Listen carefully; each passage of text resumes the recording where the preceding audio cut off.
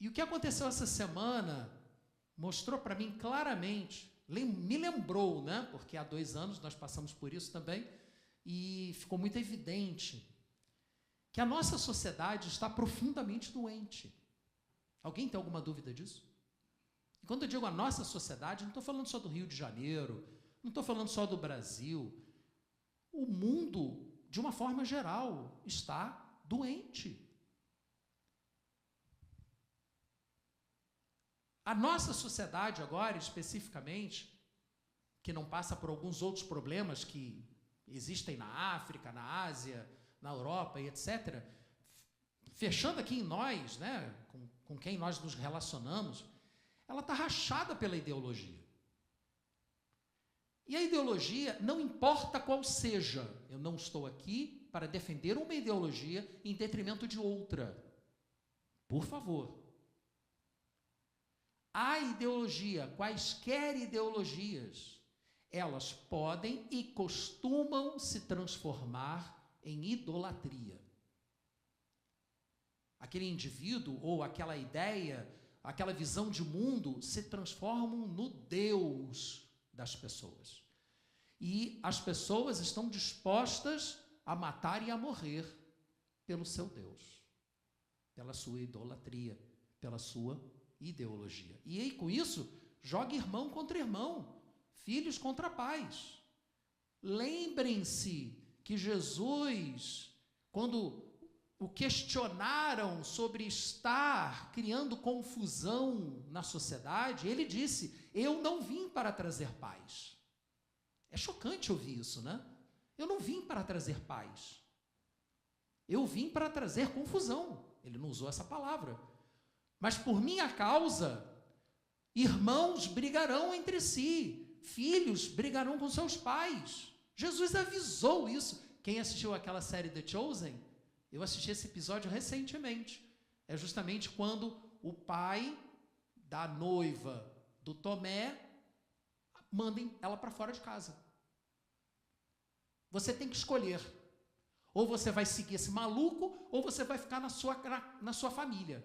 Não tem meio termo. É a sua família ou esse louco. Eu falei, não, esse louco para mim é o Filho de Deus, é para ele que eu vou. E teve que fazer uma escolha entre a família dela e Jesus. Lógico que o The Chosen dá uma dramatizada na questão. A Bíblia não fala da noiva de Tomé. Mas e daí? A Bíblia, as palavras que Jesus fala para aquela moça, são exatamente as palavras que estão na Bíblia. Nós teremos que fazer escolhas. E, infelizmente, algumas dessas escolhas poderão trazer divisões. Isso sempre acontecerá quando o que está em jogo é Deus. O Deus de um contra o Deus do outro. Sempre chegaremos a uma condição em que não será possível caminhar junto, porque são 2 deuses diferentes. Não tem como conciliar. E a ideologia é um Deus. O cristianismo pode se transformar numa ideologia, tá, gente? E ao longo da história já foi uma ideologia bem assassina. Bem assassina. Ó, quem, como eu, teve a oportunidade de estudar as guerras das religiões ali na França, no século XVI, gente, em nome de Deus, em nome do mesmo Deus, isso que é mais incrível, em nome do mesmo Deus, se matava com vontade, com prazer. As atrocidades que se fizeram na Europa, ao longo das guerras das religiões, terríveis, massacres terríveis. Os que a gente vê, os Allahu Akbar fazendo, tá? O cristão fazia isso também. Fazia isso também. Em nome de fulano, e saía matando geral. E não, coisa horrível para domingo de manhã, né, Leonardo? Pois é. Mas a gente está vivendo uma situação como essa. Gente, a eleição não foi nem aqui. Foi em outro lugar. E já tem gente brigando, se agredindo. Ah, eu sou azul, eu sou vermelho. Gente, Isso não faz sentido.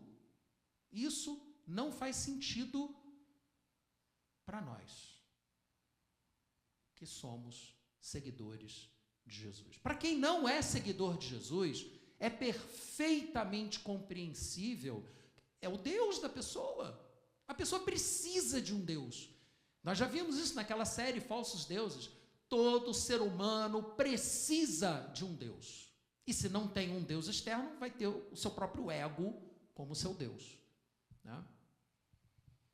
E aí, justamente por conta dessa disputa ideológica, as pessoas não conseguem trabalhar em conjunto. Os recursos são desperdiçados.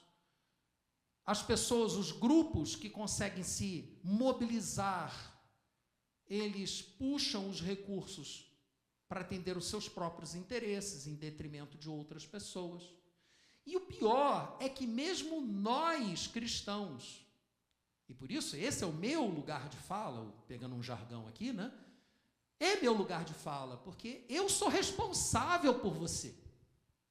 Eu sou, diante de Deus, responsável por você.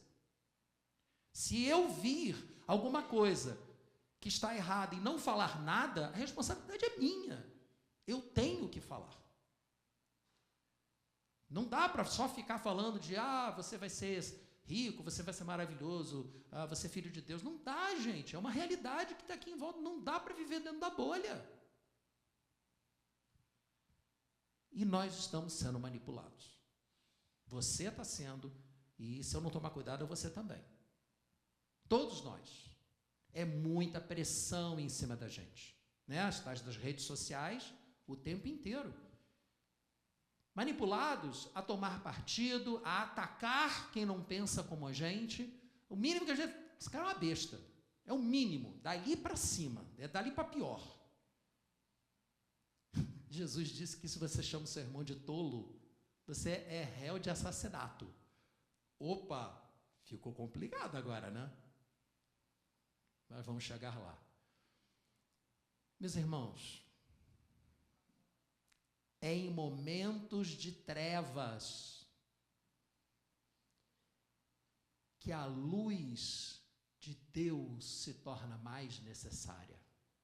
É quando ela é mais percebida. Se está tudo bem, como uma vez uma amiga minha, gente, gostava muito daquela moça, e queria demais que ela se encontrasse com Jesus, e eu estava enchendo o saco dela, para que ela fosse, e até que finalmente foi num evento, saiu de lá e falou, isso aqui é muito chato, não quero isso não. Pô, mas é alegria em Deus, é a vida eterna. Eu estou feliz. Estou satisfeito com a minha vida, eu não preciso disso. Eu ouvi isso, pelo menos ela foi honesta. Estou bem, estou feliz. E realmente a maior parte das pessoas só se abre para Deus quando está num leito de hospital, quando recebe uma notícia de que foi desenganado pelos médicos, né? Quando sofre um acidente, quando perde um parente. Aí a pessoa se toca que o seu mundinho de maravilha não é tão bacana assim. Não é tão perene quanto pode parecer. E nesses momentos de trevas, você pode ser a luz. Ou não. Aí eu te pergunto, você tem percebido, não só de você, mas pensa um pouco. Às vezes ajuda a fechar os olhos para pensar, né? Pensa um pouco. Você tem percebido a luz de Deus ao seu redor? Vinda de você ou vinda de outras pessoas? Você tem percebido isso nessa nossa sociedade, nesse momento em que a gente está vivendo? Ou é só trevas? Só escuridão? Pensa um pouco nisso. Eu tenho visto muito pouco da luz de Deus. Muito pouco. Em seu Sermão do Monte, famoso Sermão do Monte, já temos uma série sobre ela também, sobre isso também, né? Jesus chamou a atenção dos seus discípulos para a importância de não se omitirem. Porque às vezes a gente não quer ter problema. E aí a gente se omite. Mas Jesus falou, não se omitam. Ele não falou com essas palavras, mas o que ele quis dizer foi isso. Não se omitam, exerçam influência no mundo. Nós não estamos sendo influenciados pelas redes sociais? Sim, estamos. Seja você também um influenciador, por favor, não no TikTok. TikTok não. Se bem que, se Deus quiser usar TikTok, usou lá um camarada aqui que só comia gafanhoto e mel, pode usar alguém do TikTok também. Para Deus não é impossíveis. Mas seja você também um influenciador, seja você também um reflexo da luz de Deus, porque você não tem luz própria, e nem eu. Nós não somos estrelas, no máximo planetas, talvez apenas satélites. Mas não importa, mesmo a Lua, um pequeno satélite, inundada da luz do sol, ela não fica linda à noite? Você também pode brilhar nessa noite escura, se você permitir que a luz de Deus reflita em sua vida. E é isso que a nossa sociedade está precisando. Essa passagem em que Jesus diz para a gente que nós precisamos ser influenciadores, não podemos nos omitir. Se você quiser conferir na sua palavra de Deus, Mateus capítulo 5, versículos 13 e 16. Sai, vai pegar algumas bíblias ali, se você não tiver uma, tá? Só temos no modelo vintage, se você quiser, tá? Papel. O sal da terra é a luz do mundo. De 13 a 16, é curtinho. Vocês são o sal da terra. Sal é o que dá sabor. Sal é o que impede o alimento de se deteriorar, de apodrecer. E você é o sal da terra. Deus quer te usar para impedir o apodrecimento dessa sociedade em que você está. Não pensa no outro, pensa em você. Mas se o sal perder o seu sabor, como restaurá-lo? Não servirá para nada, exceto para ser jogado fora e pisado pelos homens. Tá pouco? Não, Jesus continua. Vocês são a luz do mundo. Uau! Não se pode esconder uma cidade construída sobre um monte, e também ninguém acende uma candeia, uma lamparina, e a coloca debaixo de uma vasilha. Não faz sentido. Só brilhar a luz de Deus dentro da igreja, de porta fechada. Não faz sentido isso. Pelo contrário, coloca no lugar apropriado e assim ilumina todos os que estão na casa. E aí eu quero que você leia junto comigo Mateus 5,16. Está projetado aqui. Assim brilhe a luz de vocês diante dos homens, para que vejam as suas boas obras e glorifiquem ao Pai de vocês que está nos céus. Está vendo como boas obras é importante? Não é para salvação, não é para atenuar o seu estágio no purgatório, não é para isso que servem as boas obras. Elas servem para que você dê testemunho de quem é o seu Pai, para que você brilhe. É por meio das boas obras que a luz de Deus brilhará em você. É isso. Só que, infelizmente, parece que o sal não está salgando, a luz não está iluminando. Eu não vou ficar aqui citando, mas todo mundo aqui já ouviu falar de igrejas e líderes cristãos, evangélicos, se metendo com política. Alguns muito bem pagos para isso. Isso é um escândalo. Escândalo. E aí, com isso, o sal não salga, a luz não ilumina, porque é todo mundo igual. Está todo mundo no mesmo barco, todo mundo fazendo a mesma coisa. E a gente não está causando impacto nenhum. A cada censo novo, a parcela de evangélicos / protestantes na população brasileira aumenta. E o que está mudando? Nada. Nada. Antigamente, a pessoa se dizer crente era quase como um selo de honestidade. Eu já contei aqui que quando eu estava procurando um local para alugar para a igreja, eu tive que ouvir de uma corretora de imóveis que pastor é tudo ladrão. Lógico que ou maçom, mas aí pode ser um conjunto, né, das duas coisas. Lógico que ela estava exagerando, né? Toda generalização é uma estupidez, mas se a pessoa chega nessa generalização, porque ela já deve ter passado por algumas experiências, mais de uma, bem negativas, né, com o pastor. Então, é chato ver um negócio desse. Mas, gente, apesar do sal não estar salgando, ou pelo menos aparentemente não estar, e da luz não estar iluminando, eu creio que há esperança. Você crê que há esperança? Porque não depende de nós, depende de Deus. Nós temos que fazer a nossa parte. A minha parte é ajudar você a fazer a sua parte. E aí, juntos, faremos a nossa parte.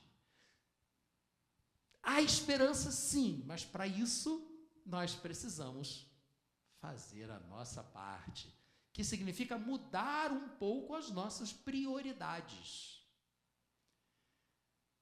Se nós estamos sempre em busca do que havemos de comer, do que havemos de beber, de onde havemos de morar, nós não estaremos priorizando o reino de Deus. Jesus falou isso. Não andeis ansiosos pelo que vocês haverão de comer, beber, se vestir, morar.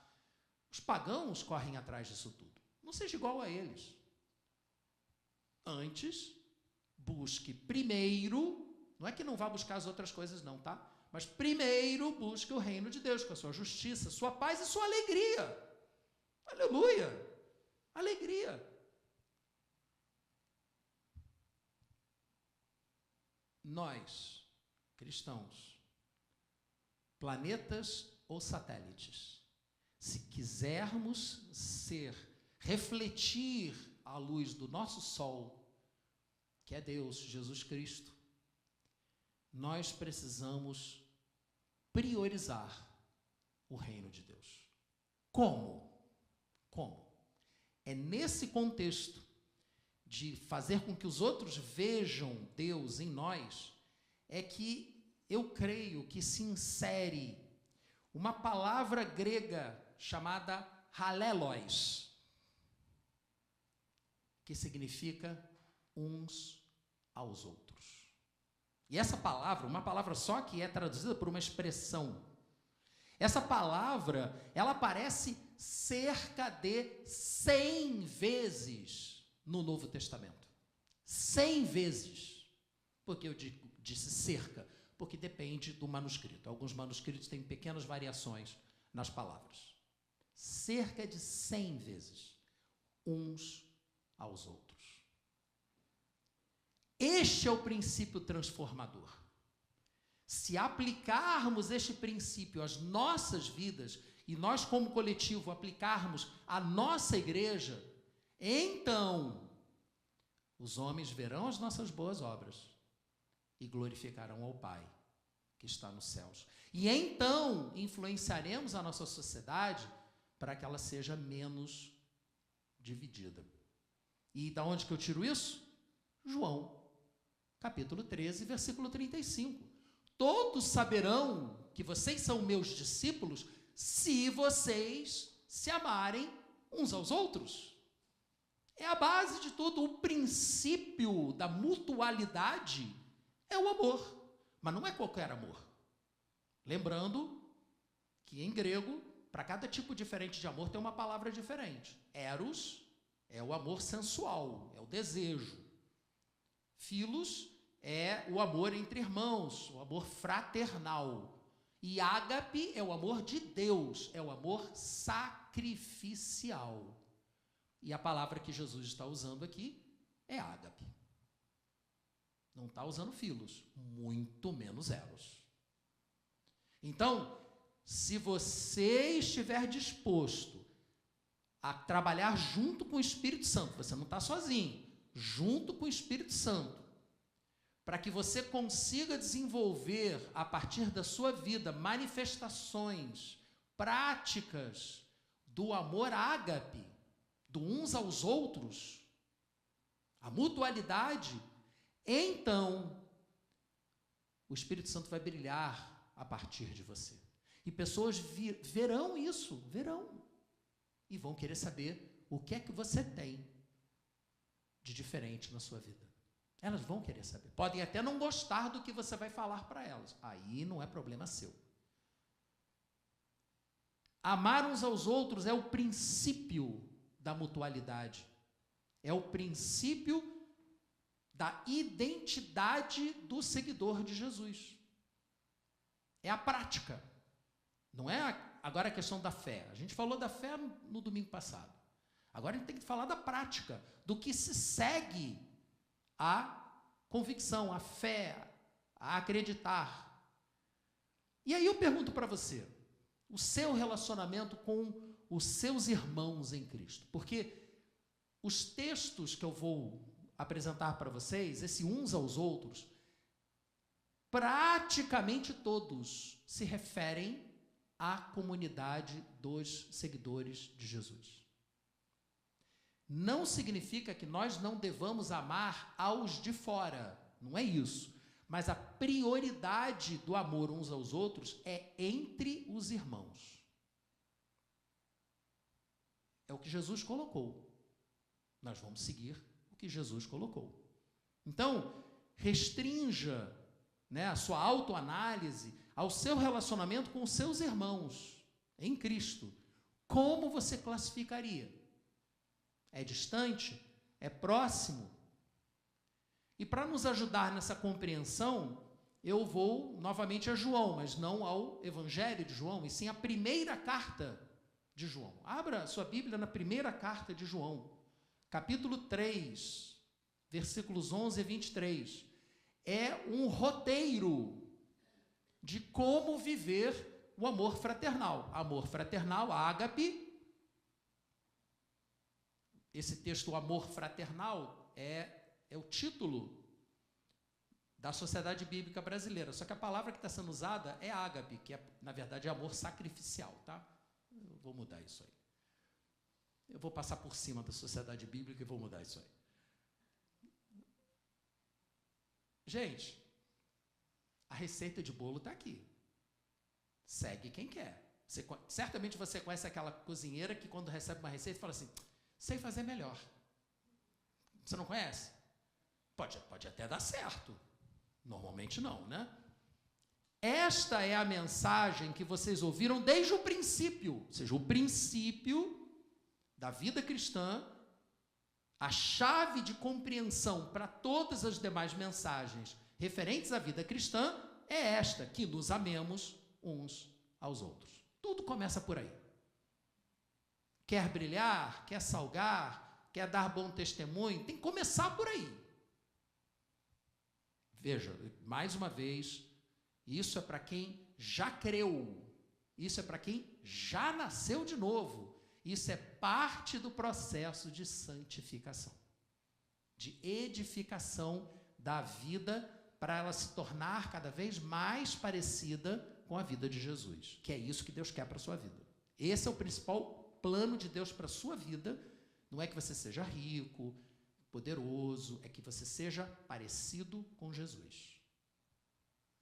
Para que todos sejamos muito parecidos lá no céu. Esse é o alvo de Deus, tá? Não é que você seja feliz, não. Felicidade é uma consequência.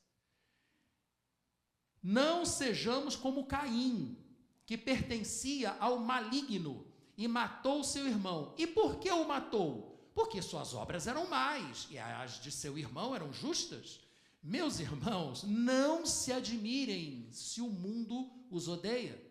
Sabemos que já passamos da morte para a vida, porque amamos o nosso irmão. Está vendo? O começo é passar da morte para a vida.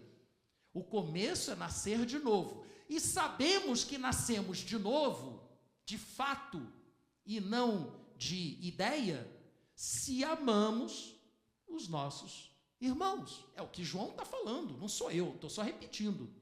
Quem não ama permanece na morte. Quem odeia o seu irmão é assassino. Não foi só Jesus que falou isso, Jesus também falou isso, lá no Sermão do Monte. Quem odeia seu irmão é assassino. E vocês sabem que nenhum assassino tem vida eterna em si mesmo. Ódio é assassinato. O ódio pode se manifestar de várias formas, hein? Cuidado. Não, eu não odeio ninguém. Não, eu só me irrito. Tá bom. Você acha que não é a mesma coisa? Não é bem a mesma coisa, mas é muito parecido, né? Eu não odeio ninguém, eu só cancelo.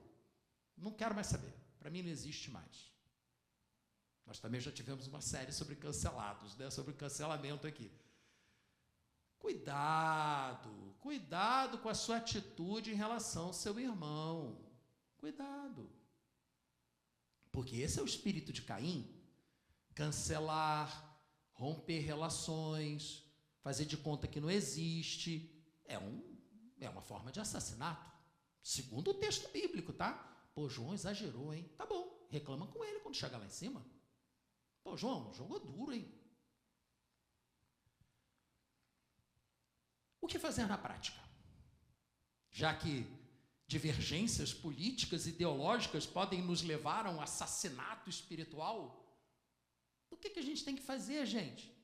Então, ainda em 1 João 3, agora o versículo 16, que eu vou projetar para vocês. 1 João 3, 16. Vamos ler juntos? Nisto conhecemos o que é o amor.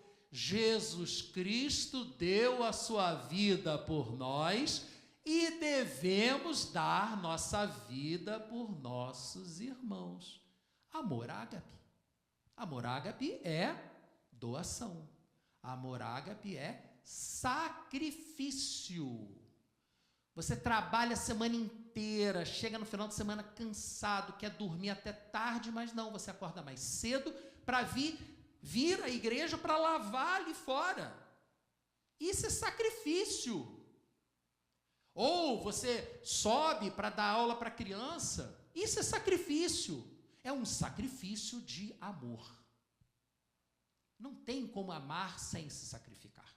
Não existe isso. As pessoas, eu te amo, tá bom, então me ajuda. Não, eu te amo. Então não ama. É papo furado, é vazio, que é o que infelizmente mais acontece. É um sal que não salga e uma luz que não ilumina. Por quê? Porque não ama. Como é que eu posso afirmar isso? Porque não está disposto a se sacrificar. Eu te ajudo desde que isso não me custe nada. Então não é amor. Não é amor. É impossível, segundo este texto que está aqui projetado, conhecer o amor de Deus sem doação sacrificial. Abel demonstrou seu amor por Deus sacrificando ao Senhor as primícias do seu rebanho. Caim deu o que sobrou. E Deus se agradou da oferta de Abel e não se agradou da oferta de Caim, ele deu do que sobrou. E Caim ficou com ciúmes e foi lá e arrebentou a cabeça de Abel. Vamos agora abrir a lei do despedrejamento. Vamos remover todas as pedras do universo, porque as pessoas podem usar pedras para matar umas às outras. Eu acho que não vai funcionar, né? O modelo, além de Abel, é o sacrifício de Jesus. Ele é o nosso modelo. Afinal de contas, a gente é chamado de cristão por quê? Porque a gente se diz seguidor de Jesus, imitador de Jesus. Então, ele é o modelo. E aí, o modelo... É engraçado, né? Eu não tinha percebido isso até recentemente. Não foi de hoje que eu percebi, não. Mas, 1 João 3,16. Nisto conhecemos o que é o amor. Jesus Cristo deu sua vida por nós e devemos dar nossa vida por nossos irmãos. E o João 3,16. Porque Deus amou tanto o mundo que deu o seu Filho unigênito para que todo aquele que nele crer não pereça, mas tenha vida eterna. Olha o paralelo, que legal. Eu gosto de números. 3,16. João 3,16. 1 João 3,16. Paralelo bacana. Na prática, bonito, né? Discurso lindo, mas na prática, você demonstra que ama o seu irmão se você fizer algum sacrifício por ele. Aí você demonstra que ama. Quando você sai do seu caminho para dar carona para o teu irmão. Eu já peguei carona com pessoa que a pessoa estava indo no caminho dela. Me diga onde é mais próximo da sua casa.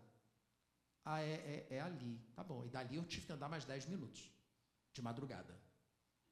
Isso não é amor. Percebem? Pô, lógico, eu ganhei uma carona. Legal ganhar uma carona. Depois da meia-noite eu não tenho mais ônibus. Uber é uma dificuldade para conseguir. Mas o cara demonstra que gosta de você quando ele sai do caminho dele para deixar você, pelo menos, na esquina da tua casa, né? Não a 10 minutos caminhando de noite no Rio de Janeiro. Isso é sacrifício. E o sacrifício pode assumir diferentes formas. Por exemplo, você se sacrifica quando você sabe que o seu irmão tem alguma questão alimentar. E você não come aquele alimento junto ao teu irmão para não feri-lo. Você se abster de qualquer tipo de comida ou bebida porque você não quer ferir o seu irmão, porque ele é contra aquilo. Gente, não é amor você convidar seu amigo vegano para uma churrascaria. Não é amor. Respeita o cara, pô. Não quer? Direito dele. É respeito pelo seu irmão. Outra, respeito. Sacrifique a sua opinião. Cara, a opinião é a coisa que a gente tem mais valiosa para nós, né? A gente tem aquela opinião e quer que todo mundo saiba qual é. Guarde um pouquinho para você a sua opinião. Guarde um pouquinho. Se você sabe que determinada opinião sua vai ferir outras pessoas, restrinja-se. Sacrifique um pouco, né, a sua postagem diária nas redes sociais. Eu já feri pessoas com algumas das minhas postagens. Não era essa a minha intenção. Mas aconteceu. É triste. Aí o que eu faço? Eu tomo mais cuidado da próxima vez. Não, certas questões é melhor não falar. Isso aqui eu não vou tocar nessa... Ou vou falar, mas vou falar de forma nas entrelinhas e tal, né? Coloco palavras de um pensador, de um filósofo. Você está falando isso? Não fui eu que falei. Foi o filósofo. Vai reclamar com ele. Só estou reproduzindo a palavra do filósofo. Não sou eu, não é a minha opinião. Eu praticamente não tenho mais opinião em rede social. É só a opinião dos outros. Então... Mas há outras formas de sacrifício. Você pode sacrificar o seu tempo. Quantas vezes você se ofereceu para um casal que tem um filho pequeno para ficar tomando conta do filho, do bebezinho, chorão, para que o casal possa ter uma noite num cineminha? Alguém precisa disso? Só fala isso quem nunca teve filho pequeno. Gente, ofereça-se para ajudar. Sacrifique o seu tempo para você dar um apoio para aquele teu irmão que está precisando. Agora, você também pode doar seu dinheiro, né? É uma forma bem prática de você estar sacrificando algo que é seu pelo bem de outra pessoa. E o sacrifício pessoal, ele chega em último grau ao sacrifício da própria vida. Aquele pai que se joga na frente do bandido, porque o bandido vai atirar e vai acertar o seu filho. É um pai que dá vida pelo filho. Isso é amor. Isso é amor na prática. Então, isso acontece muito em guerras. A gente sempre ouve falar daqueles eventos em que um determinado soldado se joga em cima da granada, dentro da trincheira, e aí com isso ele morre, mas vários em volta dele se salvam. Ele foi o primeiro a ver a granada, ele ia morrer de qualquer maneira, porque já estava ali do lado dele mesmo, pelo menos ele, com o sacrifício dele, ele salva outros. Ele tem a iniciativa. Então, isso é amor. Há quem diga que o local onde você mais vê manifestação de amor sacrificial é justamente em combate. São os irmãos em armas, né? Tem até aquele seriado lá do HBO sobre isso. Então, nem sempre precisaremos chegar a tanto, né? Mas além dessas atitudes sacrificiais, que são mais comportamentais, João, eu vou continuar o mesmo texto, de 1 João capítulo 3, eu não parei não, tá? É que eu estou comentando o texto à medida em que eu estou lendo. João nos apresenta uma outra sugestão de prática que podemos assumir. Qual a sua atitude quando você vê que o seu irmão está passando por necessidade? O que é que você faz? Porque lá, voltando então para o texto de 1 João 3, agora no versículo 17, nós lemos assim: se alguém tiver recursos materiais e vendo seu irmão em necessidade, não se compadecer dele, como pode permanecer nele o amor de Deus? Filhinhos, não amemos de palavra nem de boca, mas de ação e verdade. Assim saberemos que somos da verdade e tranquilizaremos o nosso coração diante dele, do Pai, quando o nosso coração nos condenar. Olha só, nós poderemos sentir culpa. Nós poderemos sentir o nosso coração pesado, nos condenando. Mas quando adotamos as práticas sacrificiais do amor ágape, nós obtemos do Senhor uma certificação de que toda culpa, de que toda a ansiedade não tem fundamento, porque estamos com Ele. Isso é uma dinâmica espiritual. Vejam, o próprio João continua dizendo isso, versículo 19, né? Vou ler de novo. Saberemos que somos da verdade e tranquilizaremos o nosso coração diante dele, quando o nosso coração nos condenar, porque Deus é maior do que o nosso coração e sabe todas as coisas. Ou seja, se amarmos em ação e em verdade, e não de palavra e de boca, tranquilizaremos nosso coração quando nos sentirmos condenados por qualquer motivo. Quem é que já se sentiu condenado aí por algum motivo? Não precisa dizer qual o motivo não, por favor. Toda hora eu me sinto condenado. Complexo de culpa terrível. Talvez Freud explique. Ou a palavra de Deus.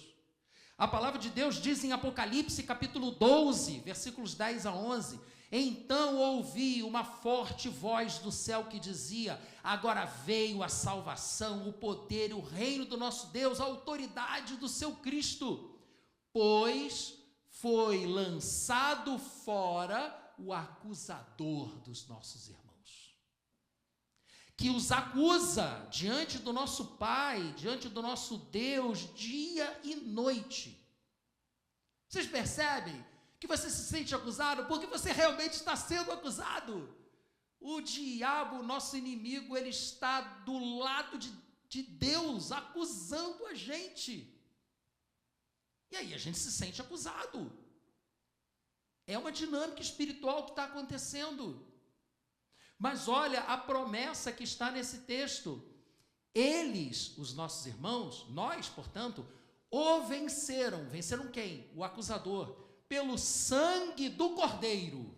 Começa com o sacrifício de Cristo. Sem ele, sem chance. Não tem como.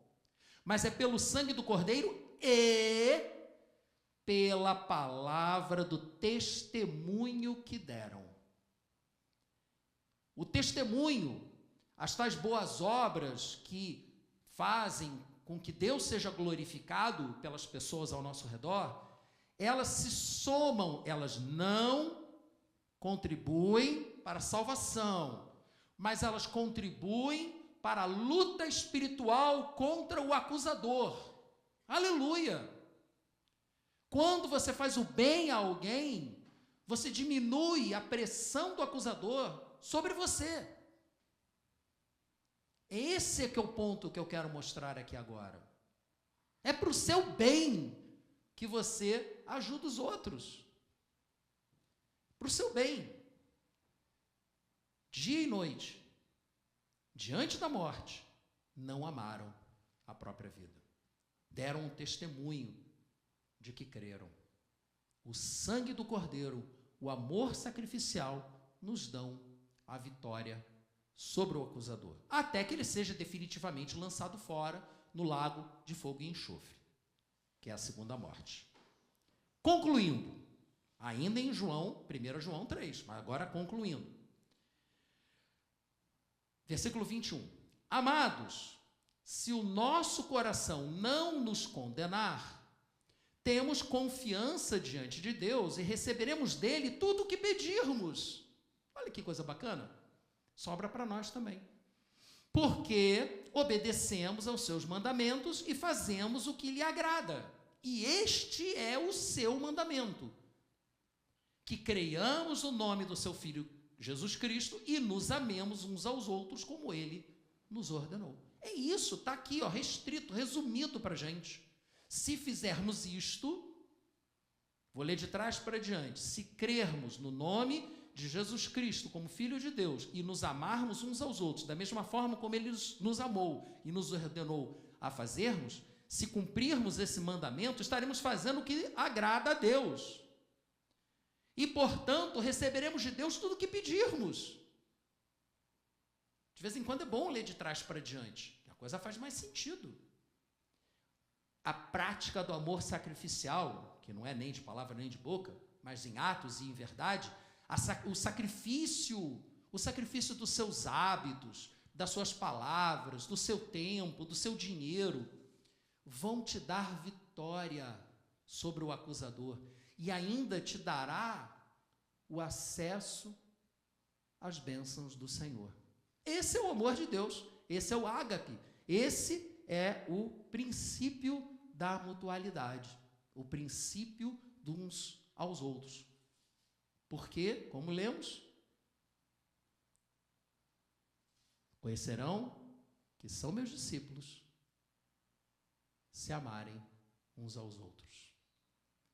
No próximo domingo, nós veremos algumas outras práticas do uns aos outros e concluiremos no terceiro domingo com as consequências, os frutos da mutualidade.